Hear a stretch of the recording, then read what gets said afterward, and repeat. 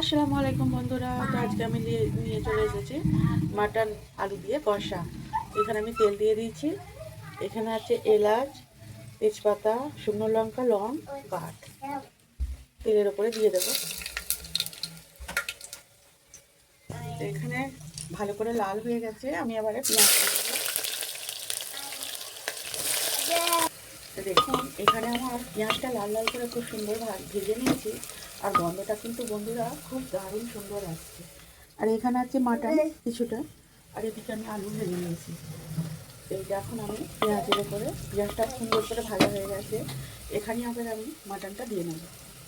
দেখুন বন্ধুরা, এখানে আমি মাটনটা তেলের উপর দিয়ে কষিয়ে নিচ্ছি। আর কিছুটা গরম মশলা আমি এর সঙ্গে দিয়ে দেবো। আর যতক্ষণ না মাটনটা ভাজা ভাজা হতে থাকে ততক্ষণ না আমি কষাতেই থাকবো। কোনো রকম মশলা এখন দেবো না, তাহলে একটা মাটনের যে গন্ধ থাকে সেটা থাকবে না, খুব সুন্দর খেতে হবে। দেখুন বন্ধুরা, এইভাবে আমি কষাতে থাকবো। আর যতক্ষণ না মাংসটা একটু ভাজা ভাজা আর অন্যরকম কালার চলে আসবে ততক্ষণ কষাতে থাকবো। এটা কিন্তু আমি লবণও দিইনি, খানিকক্ষণ পরে আবার লবণটা দিয়ে নেবো।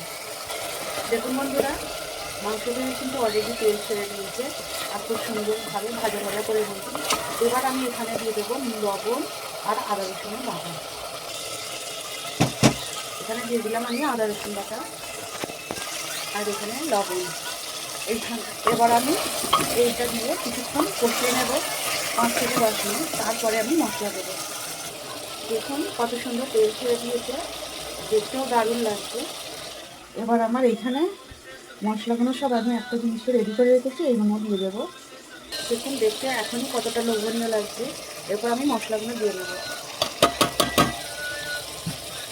তো দেখুন বন্ধুরা, মনে হচ্ছে এখনই তরকারিটা আমার হয়ে গেছে, কিন্তু না, এখন আমি জল দিয়ে 5 থেকে 6টা সিটি মেরে নেবো।